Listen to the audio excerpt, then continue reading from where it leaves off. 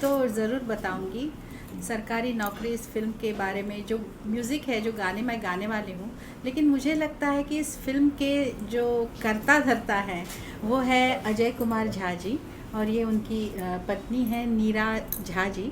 तो इनसे ज़्यादा पहले हम जानते हैं, उसके बाद मैं क्या गाने वाली हूँ या कैसे गाने हैं उसके बारे में बताऊँ। सबसे पहले तो जानना कि साधना जी आई हैं आपके इस प्रोजेक्ट के लिए गाने गाने, कितनी बड़ी बात है आपके लिए, और क्या कहना चाहिए साधना जी के बारे में?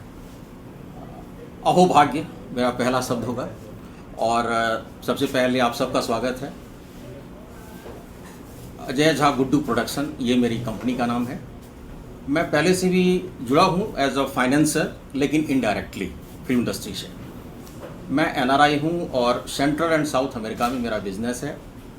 फिल्म से दूर दूर तक हमारा नाता नहीं था, और फिल्म से जुड़ने का जो एक कारण था, जो हमारे साथ लिविंग लीजेंड अभी हैं जो बैठी हैं, इनकी वजह से फिल्म लाइन से मैं जुड़ा था। और ये कहानी कुछ इस तरह से है कि हमारे यहाँ एक प्रोग्राम हुआ था गयाना में, और गयाना के जो अभी करंट प्रेसिडेंट हैं मोहम्मद इरफान अली, जो अभी प्रेजेंट प्रेसिडेंट हैं, वो हमारे गेस्ट थे। और एक गाना बजा उस प्रोग्राम में, जब कोई बात बिगड़ जाए, और उन्होंने बस अपनी वाइफ को लेके जो एक होता डांस करना शुरू किया। तो वहाँ मैंने पता किया किसने गाया है, क्या गाया है, और वहाँ से लोग कहते हैं दूर से संबंध, तो पिछला 5 साल का संबंध है मेरा। इस वजह से हमने ये डिसीजन लिया था और निर्णय लिया था कि जब भी मैं फिल्म लाइन में आऊँगा तो जो मेरा पहला गाना होगा वो मैडम का। तो इस वजह से हमारे लिए तो ये खुशी की बात नहीं है, मेरा ड्रीम कम्स ट्रू जो होता है वो फेज है at this point of time. So right now I am living my dream. या सर, इस बारे में भी कुछ जानकारी हमारे पास है कि जैसे आपको काफी अवार्ड मिले हैं सर, कुछ उस बारे में बताइए, कौन से अवार्ड किस तरह से मिले? जी बहुत बहुत धन्यवाद। दरअसल भारत सरकार ने मुझे रिकॉग्नाइज किया मेरी सेवा को। मैं भारतीय मेडिसिन, जो इंडियन मेडिसिन है, उसको पूरे कैरिबियन और कैरिकॉम कंट्रीज, जो करीब 28 कंट्री है, और साउथ अमेरिका के मिला के करीब 35 कंट्री है, इसमें इंडियन मेडिसिन को इंट्रोड्यूस करने वालों में मेरा नाम पायोनियर में आता है। तो इस वजह से जो यहाँ की सरकार थी, पहले की भी जो कांग्रेस सरकार थी, उस समय में आनंद शर्मा जब वहाँ गए तो सबों ने, जब वो वहाँ विजिट पे गए, स्टेट विजिट में, तो लोगों ने मेरा नाम लेना शुरू किया। फिर इससे पहले सुरेश प्रभु मिनिस्टर थे, वहाँ भी लोगों ने मेरा नाम लेना शुरू किया कि मिस्टर झा को हम जानते हैं, उन्होंने बहुत सारा काम किया है। फिर गवर्नमेंट ऑफ इंडिया ने रिकॉग्नाइज़ किया, और मैं चूँकि मिथिला से हूँ तो मुझे ज़्यादा खुशी इस बात से होती है कि मेरी मिथिला ने मुझे रिकॉग्नाइज़ किया। मिथिला के तमाम जो अवार्ड्स हैं, मिथिला रत्न, मिथिला विभूति, अटल मिथिला सम्मान, जो आदरणीय राजनाथ सिंह ने, डिफेंस मिनिस्टर जो हैं, उन्होंने अपने हाथों से मुझे दिया था। और अभी मेरा सिलेक्शन आइकॉन ऑफ बिहार के लिए भी किया है गया है, जो आपको एक नया इन्फॉर्मेशन मैं दे रहा हूँ। तो थैंक यू। तो ये जो मेरा व्यावसायिक काम है, और मैं थोड़ा सा देश प्रेमी हूँ, इस्लाम नेशनलिस्ट हूँ, तो उसका जरूर देश ने जो पहचाना है, तो मुझे इस बात की खुशी है। अगर कुछ आप बता सके, कुल कितने अवार्ड आपने अभी तक प्राप्त किए हैं? फिर तो दिक्कत हो जाएगी, क्योंकि मैं बहुत जगह हूँ और मेरे अवार्ड बिखरे पड़े हैं। मुझे जो अभी तक का सबसे बड़ा अवार्ड मिला है वो लंदन में, जब 120 कंट्री में सिंगल ब्रांड का मुझे ओलंपिक गोल्ड मिला था। ओलंपिक गोल्ड मतलब इसलिए कहा जाता है कि जो मेडिसिन लाइन में हर जगह ओलंपिक, आपको पता ही है, उसका रिकॉग्निशन है। तो 120 कंट्री में पर कैपिटा सबसे ज़्यादा सेल मैंने किया था, एक फेरोग्लोबिन हमारा आइटम है, तो इस वजह से मुझे मेडल मिला था। तो इस तरह से बहुत, वेनेजुएला में मुझे अवार्ड मिला हुआ है, सेंट लूसिया में, गयाना में, तो बहुत सारी कंट्रीज में मिला है। मुझे काउंट करना थोड़ा मेरे लिए मुश्किल होगा, लेकिन 20-25 करीब तो होंगे ही कम से कम। सर, ये आपसे जानना चाहेंगे, आप अच्छे व्यवसायी हैं और आपकी फिल्म है सरकारी नौकरी के ऊपर, सर उस बारे में कुछ बताइए, सर फिल्म के बारे में। सच पूछिए तो आपने फिल्म की कहानी ही पूछ ली। मैं, जैसा कि मैंने कहा कि हम लोग लोअर मिडिल क्लास मिथिला से हैं। 3 भाई हैं हम लोग। मेरे बड़े भाई आईपीएस हैं, right now he is ADG Madhya Pradesh cadre में। मेरा छोटा भाई पीसीएस है, जो बिहार सरकार में है, और वहाँ का बहुत ही प्रचलित ऑफिसर में से है। तो हुआ क्या कि मैं प्राइवेट सेक्टर में था, क्योंकि मैंने फार्मा की पढ़ाई कर रखी थी, तो बड़ा स्वाभाविक है, उसमें सरकारी नौकरी तो थी नहीं। तो घर का जो माहौल था, और घर से ज़्यादा परिवार और ख़ानदान और समाज जिस रूप में मुझे देखता था कि बाकी सब तो सरकारी नौकरी में है, ये कहा जाता था कि अरे ये तो, मेरी माँ चूँकि वहाँ पे टीचर्स ट्रेनिंग कॉलेज की प्रिंसिपल रही हैं, उनका नाम भी थोड़ा बहुत है हमारे समाज में, अरे बिमला झा का ये बेटा तो बिगड़ गया। जबकि हकीकत यह है कि उस समय में मैं दोनों भाइयों की सम्मिलित तनख्वाह से भी मेरी तनख्वाह ज़्यादा होती थी, यदि सक्सेस की बात करें, और मैं चूंकि कॉर्पोरेट वर्ल्ड में रहा था। तो जिस तरह का एक आप कह सकते हैं माइंडसेट है हमारे बिहार में कि पढ़ाई का मतलब सरकारी नौकरी होता है, जो अच्छा पढ़ाई करे उसको सरकारी नौकरी करनी होती है। या आज भी आप देखेंगे कि एक प्यून का या उससे भी छोटी नौकरी के लिए पीएचडी और बड़े बड़े जो हमारे मास्टर्स हैं वो अप्लाई कर रहे हैं और हजारों और लाखों में कर रहे हैं। तो ये जो एक सर्टेन माइंडसेट है कि सरकारी नौकरी का मतलब ही कैरियर है, उस माइंडसेट को मुझे चेंज करना था, सबसे पहला नंबर 1।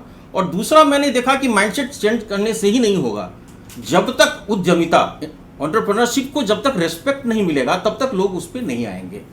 तो हमने कहा कि जो फिल्म है ये सबसे बड़ा माध्यम है लोगों के ओपिनियन को चेंज करने का।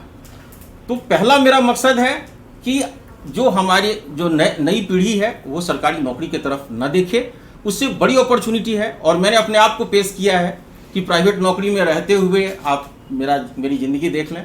जो मुझे जानते हैं, जैसे उदय जी ने हमारे बहुत सारे फंक्शंस अटेंड किए हैं, जिसमें इन्होंने देखा है कि कितने हाई कमिश्नर्स वगैरह अटेंड करते हैं, जो बहुत ही अपने आप में किसी भी सरकारी कर्मचारी के लिए बड़ा कठिन होगा।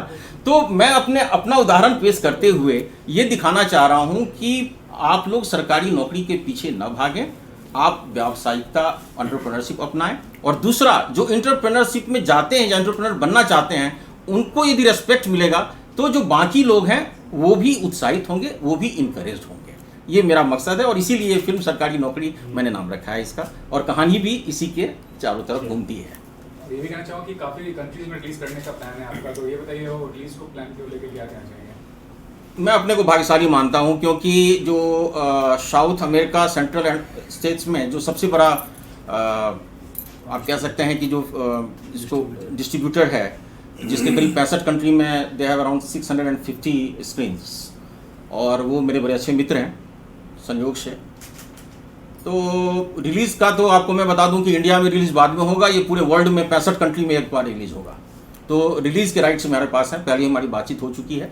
तो इसीलिए ये पूरा इंटरनेशनल प्रोजेक्ट है। ये इसमें सब टाइटल होगा, क्योंकि हम बहुत सारे स्पेनिश कंट्री में हूँ मैं, लैटिन कंट्री में, जैसे आपको मैंने बताया इक्वाडोर, वेनेजुएला, ब्राज़ील, वैसे पुर्तगीज़ है, वहाँ भी मेरा प्रेजेंस है, कोस्टा रिका। तो इन सब में सब टाइटल स्पेनिश और बाकी इंग्लिश, और ये फुल बॉलीवुड फिल्म होगी। लेकिन इस फिल्म की एक विशेषता है कि इसमें मैथिली गाने होंगे। जो एक गाना मिथिला को रिप्रेजेंट करते हुए मैथिली गाना मैंने डाल रखा है, और उदय जी ने बड़ा अच्छा गाया, बहुत ही अच्छा गाना बन पड़ा है। और बाद बाकी तो मैडम बताएंगी कि जो गाना वो स्वयं गा रही हैं। सर एक सवाल और बनता है कि आप, मुझे ऐसा लग रहा है कि आप जो मिथिला की कल्चर है, जो सच में वाकई बहुत अच्छा है, उस कल्चर को इंटरनेशनल लेवल पर प्रदर्शित करना चाह रहे हैं। जी, ये एकदम सही बात है। जो मेरा मकसद है वो यही है कि मेरी मिथिला, जी बस यही कि हमारी मिथिला का जो, देखिए हमारी संस्कृति बहुत पुरानी है। जब भी मैं लोगों को कहता हूँ इंडिया, तो इंडिया के बाद मुझे बताना पड़ता है कि I am from the land of माता सीता, गॉडेस सीता, इस तरह करके। तो वो मुझे बताना ना पड़े, जैसे ही हम मिथिला कहें, मिथिला के साथ ही वो एक चित्रण हो जाए हमारी संस्कृति का, जो हमारी उन्नत सभ्यता संस्कृति, जो हमारे धरोहर है, हमारी जो रीति रिवाज हैं, तो इनके बारे में लोग जाने, हमारा खान पीन, हमारा पहनावा। तो इन सब का कहीं ना कहीं मैं चाहूँगा कि ये फिल्म एक रिफ्लेक्ट करे हमारे कल्चर को। सर आपसे मैं चाहूँ कि रियल फैक्ट पे फिल्म है, तो म्यूजिक भी बहुत असरदार होना चाहिए, क्योंकि जो संघर्ष दिखाया जाएगा एक तो नहीं, म्यूजिक तो असरदार होंगे ही। अभी तो क्या है कि कोरोना माहौल में समय इतना उल्टा पुल्टा चला, इसलिए इनका वॉइस अभी लेंगे। काफ़ी चीज़ बजाए, काफ़ी चीज़ बजना बाकी है। तो हम लोग भी सोच लें मिथिला का और ये कैरिबियन का जो परिवेश पे बन रही है, तो उसके हिसाब से कैसा गाना चाहिए। दूसरी बात, ये बहुत ही म्यूजिकल फिल्म है कैरिबियन टच कर रहे हैं हम लोग, लेकिन म्यूजिकल फिल्म है। और बेसिकली मैं सिंगर हूँ, तो शौकिया तौर पे मैं म्यूजिक करता हूँ। तो भाई साहब का फिल्म जो था, उसमें एक दो गाना इनको पसंद आया, तो बोले कि ये मेरे म्यूजिक में फिल्म के लिए दे दीजिए। तो मैंने बताया, तो फिर सदना जी का चर्चा आया कि म्यूजिक में, बोला सबसे अच्छा है, उन्हीं के लिए गाना है। एक भजन है इसमें, जो पारंपरिक गाना है, वो उतना चर्चित नहीं है, लेकिन है बहुत खूबसूरत गाना। तो वो भजन एक है, और बाकी अभी एक सैड मूड का गाना इनका है, जो प्रदेश में जब उनका हस्बैंड रहते हैं, मिथिलांचल के जो लड़का विदेश जाते हैं, उसके ऊपर जो गाना है ना, अपनी वाइफ का जो दोनों का चल रहा है वियोग, उसके ऊपर एक गाना है। और मेरा अभी एक मिथिला के ऊपर जो गाना है, वो गाना है। बाकी और सिंगर के लिए गाना बनना बाकी है, रिकॉर्ड करना बाकी है, उसमें और सिंगर अच्छे अच्छे सिंगर्स ही हैं। सर ये भी जानना चाहूँगा कि फेस वैल्यू बहुत इंपॉर्टेंट होता है, स्टार्स को देख के थिएटर में आते हैं लोग, तो क्या कलाकार को लेकर क्या चेंज किया, क्या सोचा है, किसको लेने वाले हैं, कोई बड़ा नाम है आपके दिमाग में, क्या करने वाले हैं? जैसा कि अभी उदय जी ने बताया, एक बात उन्होंने नहीं बताई, मैं ऐड कर दूं। जब मैंने इनका गाना सुना और मैंने किसी को सुनाया तो पहला रिएक्शन, और वो बहुत बड़ा नामचीन कह सकते हैं हस्ती है, नाम लेना उचित नहीं होगा, I don't want to drop names, लेकिन उन्होंने ये कहा था कि इस गाने से मुझे एलपी की याद आ गई। एलपी का मतलब लक्ष्मीकांत प्यारेलाल। तो उदय जी गायक हैं, लेकिन जो गाना इन्होंने बनाया है वो बहुत ही उच्च कोटि का है, और मुझे पूरा विश्वास है कि आदरणीय मैडम को भी बहुत पसंद आएगा, गा के भी, और आप लोगों को भी पसंद आएगा। तो सबसे पहला तो वो, हाँ ये बात सही है, ये इंटरनेशनल प्रोजेक्ट है, जब तक इसमें ऐसे कुछ चेहरे नहीं जुड़ते हैं तब तक वो उसको एक रिकॉग्निशन नहीं मिलेगा। तो आप लोग ये उम्मीद रखें कि जो भी नाम फाइनलाइज होते जाएंगे वो सारे बड़े नाम होंगे, सारे अच्छे नाम होंगे। मेरा ध्यान कला पे ज़्यादा होगा, मैं स्टार वैल्यू पे थोड़ा कम जाऊंगा। जो हमारे आर्टिस्ट हैं, कैरेक्टर आर्टिस्ट जितने भी टॉप लेवल के, आप सोच लीजिए कि जो सबसे बड़े हैं वो हमारी फिल्म में तो होंगे ही होंगे। और जहाँ तक एक्ट्रेस का संबंध है, तो चूंकि 3 एक्ट्रेस का इसमें है, तो एक जो एक्ट्रेस है वो तो इंडिया से होंगी, बाकी 2 एक्ट्रेस जो है वो फॉरेन की होंगी। मैम आप कुछ कहना चाहेंगे इस प्रोजेक्ट के बारे में, और साधना जी के बारे में पर्टिकुलरली? जी मैम आपसे पूछ रहा हूँ। आपसे मुझसे? हाँ। नहीं, ये मैं ये कहूँगी कि ये हर तरह के बिजनेस में, और ये 2005 से हम लोग जब दिल्ली आए थे तो 2005 में ही हमने ये कहते कि मैं तो सब बिजनेस ट्राई कर दिया हूँ, बॉलीवुड बाकी है। तो वो उस समय का सपना है जो तो ये जो सोचते हैं वो करते हैं। क्या बात है। साधना एक सवाल और पूछना है, आज के ज़माने में सोशल मीडिया बहुत स्ट्रॉन्ग है, कोई भी म्यूजिक वीडियो लॉन्च होता है तो सोशल मीडिया पे बहुत पॉपुलर होता है। अभी हाल ही में मिक्का सिंह ने मजनू लॉन्च किया था म्यूजिक वीडियो, लेकिन उनका कहना है कि मैं लाखों करोड़ों कमाने में यकीन रखता हूँ, लेकिन ये जो सोशल मीडिया का होता है फॉलोअर्स बढ़ाने का और पॉपुलैरिटी गेन करने का, वो उसमें बिलीव नहीं करते। आप क्या कहना चाहेंगे इस बारे में, आज के टाइम की बात करें तो? आपका सवाल है, उसका जवाब देके मैं थोड़ा इस प्रोजेक्ट के बारे में भी कहूँगी। सोशल मीडिया तो ऑफ कोर्स बहुत हावी हो चुका है सब पे, कोई इससे बच नहीं रहा है, बच नहीं पाएगा। और सोशल मीडिया का इम्पैक्ट हमारे इंडस्ट्री पे, हमारे हर काम पे हो रहा है, तो उससे हम लोग हट नहीं सकते, लेकिन अपने आप को उसमें कितना ढालना है और अपने आप को उससे कितना एडिक्ट करना है या उसका अच्छा यूज़ करके साइड मतलब अपने आप को बचाना है, वो हर इंसान पे डिपेंड करता है। तो सोशल मीडिया का अच्छा इस्तेमाल भी करें और उससे कितना दूर रहना है वो भी खुद को सोचना है। लेकिन जब आप पीक पे थे, आपका गाना जो सात समुंदर पार इतना हिट हुआ था, उस समय सोशल मीडिया नाम की कोई चीज़ नहीं, फिर भी आपके गाने हर जगह सुने जा रहे थे, तो क्या कहना चाहेंगे आप आज भी उस सुने समय जा के दौर के बाद? थे शब्द नहीं, अभी भी अभी भी सुने जा रहे हैं। वो सभी बात कर रहा हूँ अभी उस समय। हाँ, उस समय में नहीं था। मुझे लगता है हर एक पीरियड होता है, उसमें उस वक्त प्रमोशन के अपने अपने तौर तरीके होते हैं। अभी सोशल मीडिया है तो उस ज़रिए प्रमोशंस होते हैं, तब ऐसा नहीं था, तब कैसेट का ज़माना था तो उस तरह से प्रमोशन होता था। तो प्रमोशन पे भी डिपेंड करता है। और गाना लोगों ने बहुत पसंद किया, गाना अपने आप में इतना अच्छा लगा लोगों को, तो उसकी वजह से अभी तक वो गाना चल रहा है। बट एक गाने की बात नहीं है, आपने जो कहा कि उस वक्त ऐसा नहीं था, फिर भी लेकिन हर टाइम पे एक कुछ ना कुछ एक तरीके रहते हैं, उस तरीके से ये गाना प्रमोट हुआ।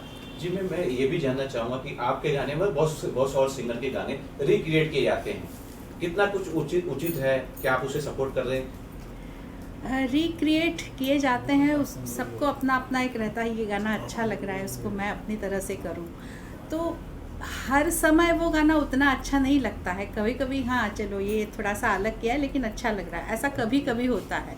बट ओरिजिनल होता है और रिक्रिएट करते हैं, मतलब अभी तक लोगों को वो गाने याद हैं, पसंद है और लोग उसको आगे लेके जा रहे हैं, तो ये भी एक अच्छा पॉजिटिव साइड है इसका। लास्टली सर आपसे ये जानना चाहूँगा कि आगे क्या विजन है, मतलब आपने फिल्म मेकिंग में आए हैं, इस बिजनेस में आए, किस तरह के प्रोजेक्ट्स आगे बनाना चाहते हैं, क्या आपका एक विजन है इस चीज़ को लेके? मैं उम्मीद करता हूँ कि ये फिल्म सफल हो और इस सफलता के साथ और भी द्वार खुले, और एक नहीं मैं साल में कम से कम 3 और 4 फिल्म बनाऊँ, जिसमें अपनी मिथिला की सभ्यता तो दिखाई चुका हूँ और भी बाकी जो हमारी सभ्यता संस्कृति है उसका भी प्रचार प्रसार हो।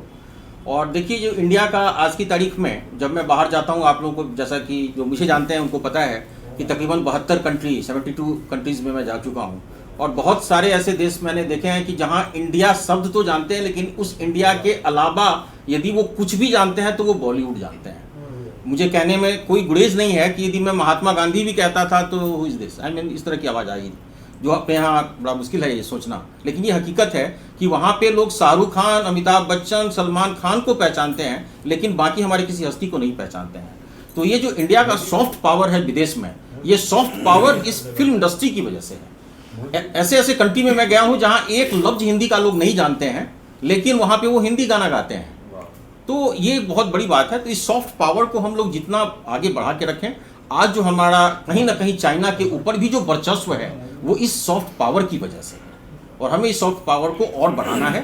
तो चूंकि मेरा फोकस इंटरनेशनल है, तो मैं चाहूँगा ज़्यादा से ज़्यादा मैं फिल्में बनाऊँ और वो इंटरनेशनल मार्केट को कैटर करूँ, और अपनी संस्कृति और सभ्यता का जितना ज़्यादा प्रचार प्रसार हो सके मैं करूँ।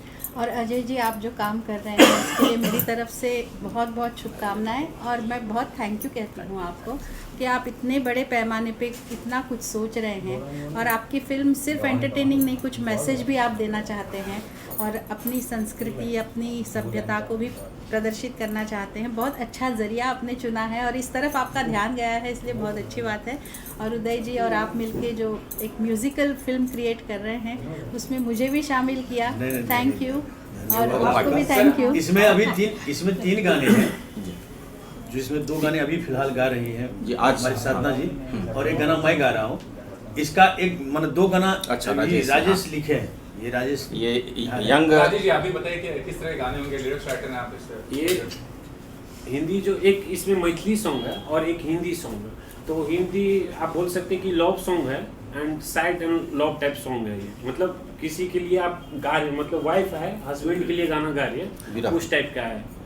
और एक मैथिली सॉन्ग है, वो मिथिला का जो भी फीचर्स है, वहाँ के जो लोकेलिटी है, वहाँ के जो मतलब लिरिक्स राइटर थे, वहाँ के जो सभ्यता थे, जनकपुर, मिथिला, उसके बाद मिथिला देश के बारे में जो पुरातन जो था मिथिला, उसका एक्सप्लेनेशन है। वहाँ की सभ्यता संस्कृति को लेके किस टाइप के फेस्टिवल हम लोग सेलिब्रेट करते हैं इन मिथिला, तो वो including all the features of the Mithila we have made a song on that. दो लाइन गाने मैं सुना तो अभी साधना जी जब गाएंगी तब बराबर से। उदय जी, अभी एक तो आपको मैथिली का जो 2 लाइन है, आपको उसी से अंदाजा लग जाएगा कि क्या है। मिथिला का सॉन्ग है जी।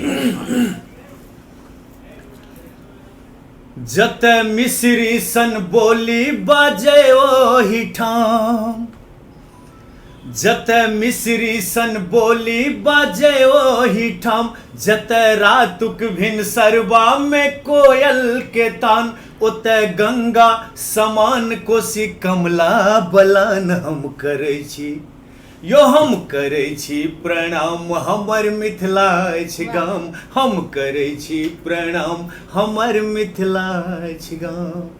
ये मिथिलांचल का गाना है जो मैं गा रहा हूँ। और 2 लाइन और ये साधना मैडम मैडम जी जो गा रही हैं, एक भजन है, तो मैं उसका सैड गाना है वो मैं सुना रहा हूँ, थोड़ा लिरिक्स देना।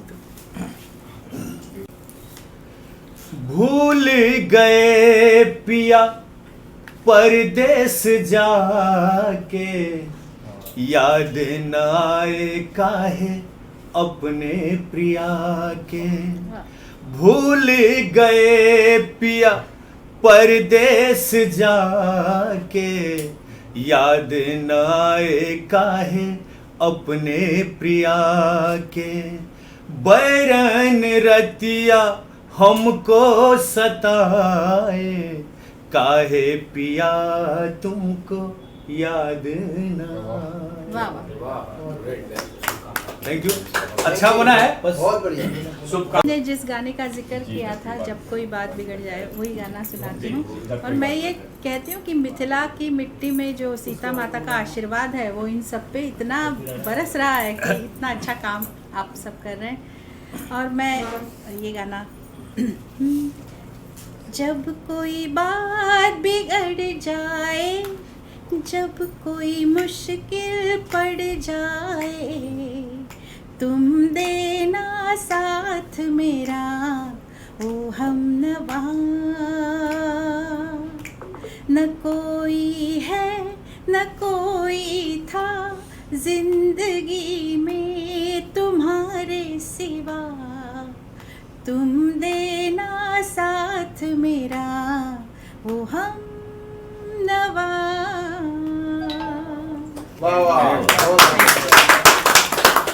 ये हम सबका सौभाग्य है कि साक्षात सुनने को मौका मिला। भजन थोड़ा मोबाइल देना बेटा। अच्छा, भजन मैं आपको सुना देता हूँ। चलिए, वैसे ये हाँ, ये थोड़ा नवरात्रि में या दुर्गा पूजा हमारे यहाँ होती है, आपको पता है बिहार और बंगाल में दुर्गा पूजा, तो मुझे लोग खड़ा कर देते थे मंच पे, थोड़ा बहुत चूँकि मैं गा लेता था। और तो ये कहना बड़ा मुश्किल है कि इसको आखिर किसने लिखा, कब से है, लेकिन आदिकाल से चला आ रहा है। ये इस तरह है। जय शिव प्रिय शंकर प्रिय, जय मंगले मंगल करो, जय अंबिके जय त्रयंबिके, जय चंडिके मंगल करो। अब इन दो दिग्गजों के बीच में ये नोट और ये सब मुझे माफ करेंगे कि कौन से प्लेन पे कहाँ से कहाँ मैं शिफ्ट कर रहा हूँ, तो आज तक मैंने कोई ट्रेनिंग नहीं ली, लेकिन बचपन से मैं इसी तरह गाता रहा हूँ। तो ये भजन, इसका जो अभी इम्पैक्ट पड़ने वाला है, मैं उम्मीद करता हूँ कि शायद भारतवर्ष में ये छाने वाला है और हर नवरात्रि, हर दुर्गा पूजा पंडाल में ये भजन जरूर गाया जाएगा। मैं ये उम्मीद करता हूँ हमारे आदरणीय मैडम की आवाज़ में। मैडम गाएंगी तो आप लोग भी सुनेंगे। आप लोग भी सुनेंगे। मैं चाहूंगा कि आप लोग पहला पूरा सब बाकी है, पीछे वो सब बजाना भी शायद सब बाकी है, थोड़ा आप लोग सुनेंगे जब वॉइस ले लेते हैं। ओके सर, सब ग्रुप फोटो कर लेंगे। जी।